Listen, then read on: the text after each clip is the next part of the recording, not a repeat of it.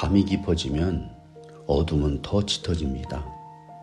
어둠은 아픔을 크게 만들고 이 어둠 속에서 사람들은 어둠과 싸우거나 아니면 그 앞에 무릎을 꿇고 맙니다. 우리가 어둠을 이길 수는 없습니다. 어둠은 오직 빛으로만 이깁니다. 성경은 말합니다. 빛이 어둠에 비추되 어둠이 깨닫지 못하더라. 어둠이 세상을 덮고 있을 때 빛이 세상을 비추었습니다. 빛이 오자 어둠은 소리 없이 사라졌습니다. 목회를 처음 시작했을 때였습니다. 소명은 있었지만 어떻게 해야 할지를 몰랐습니다. 연약함이 나를 짓눌렀고 무능함이 나를 지치게 했으며 어디로 가야 할지를 모르는 막막함이 나를 답답하게 만들었습니다.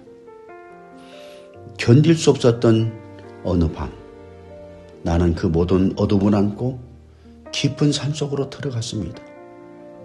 달빛조차 사라진 칠흑 같은 밤이었습니다. 그 어둠 속에서 나는 하나님께 부르짖었습니다. 어디에도 기대지 못하고 붙잡을 것도 없고 마음이 어두워져 울부짖을 수밖에 없었습니다. 얼마나 지났을까요? 그때 설명할 수 없는 빛이 하늘에서 조용히 내려와 나를 비추기 시작했습니다. 눈으로 본 빛이라기보다 마음 전체가 한순간에 밝아지는 빛이었습니다. 그 빛이 내 안의 모든 두려움과 막막함을 씻어냈습니다. 그날 밤 나는 주님의 환한 빛 한가운데 있었습니다. 마음을 닫고 살던 자매가 있었습니다.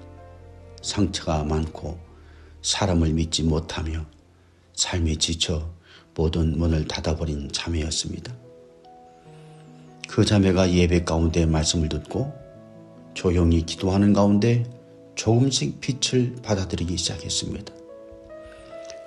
아주 작은 틈이었지만 그 틈으로 주님의 빛이 들어오기 시작했습니다. 시간이 지난 어느 날 그 자매가 조용히 저에게 말했습니다. 목사님, 이제 제게도 희망이 생겼어요. 한밤중에 내려온 작은 빛이 그 자매의 인생 전체를 움직이고 있었습니다. 빛이 하는 일이 바로 이것입니다. 조용히 그러나 분명하게 우리를 다시 살아나게 합니다. 빛이 우리를 찾아오는 때는 우리가 가장 지쳐 있을 때입니다. 가장 외롭고 가장 불안하고 가장 방향을 잃었을 때입니다. 그때 하나님의 빛은 조용히 마음 한가운데로 내려옵니다. 우리 마음에 빛이 오면 절망은 희망으로, 흩어진 마음은 청돈되고 두려움은 용기로 바뀝니다. 오늘 또 우리 주변에는 어둠이 있습니다. 예기치 못한 아픔, 상처, 오해, 두려움이 늘 문을 두드립니다. 그러나 기억하십시오. 하나님의 빛은 한밤중에 더 선명하게 내려온다는 것을. 오늘 당신은 무엇을 선택하겠습니까? 어둠을 바라보며 주저앉겠습니까?